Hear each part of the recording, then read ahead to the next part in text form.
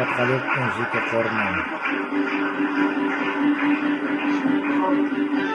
Сөзді Батыс Қазақстан облысының әкімі Нұрғали Садуақасұлы Әшімов алады.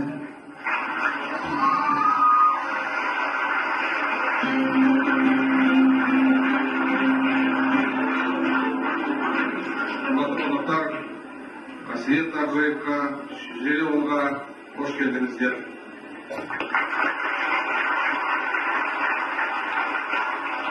Құрметті әскер ақындар, қадірлі айтыс-сүйер қауым.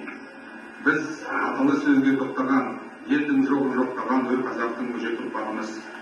Сап алтындай сөз өнері бойымызға қан даламен, ақылдың кені данамен сіңген.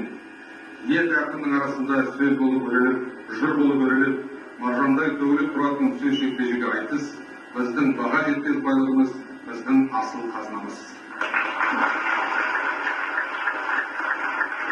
2006 жыл. Бүгін Жайық бойындағы аламан айтыс кейінгі ұрпақтарым есіне алар деп жырлап өткен алт алаштан өндірген Мұхит бабамыздың 165 жылдығына арналып отыр. Ел бүтін ер аттар, ер атырын ел сақтар деп дана халқымыз. Баба есімін ұрпақ жадына қалдыру үшін Орал қаласындағы ірі көшелердің біріне Мұхит есім берілді. Өзі туып өсіп, өмірден өткен Қаратөбе ауданының Саралжын ауылындағы зират басына сәулетті кесте тұрғыздық.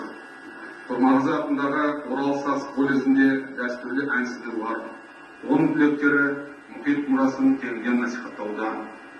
Биыл ең байтақ еліміздің әр түкпірінен 15 орынды қатысқан Мұхит әндерінің республикалық байқауы оздырылды. Бүгінгі халықаралық айтыста осы игі шаралардың заңды жалғасы деп ойлаймын. Біздің Батыс Қазақстан өңірі от тілді, ұрақ ауызды айтыс ақындарына еш уақытта кенде болмаған. Кезінде шаршы топта талайды шаң қаптырған Қатимолла Бердіғалиев, Шолпан Қыдырниязова, Мырыз Қосылбаевтың есімдері қалың жұртшылыққа жақсы таныс. Осындай сөз шеберлігіңізбен Бауыржан Қалиолла, Асылбек Шанов бастаған жастар легі қабылдап өсіп келеді. Бүгін ақындар айтысы мазмұн түр жағынан өзгерді. Еркін ойлайтын, батыл айтатын, кең тынысты, жас буын, жаңа жыр өрнегін тудырды.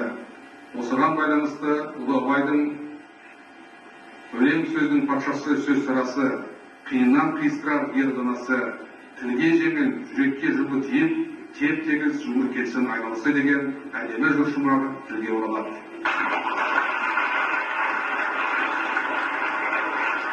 Тыңдалмаса сөз жетім дейді біздің қазақ.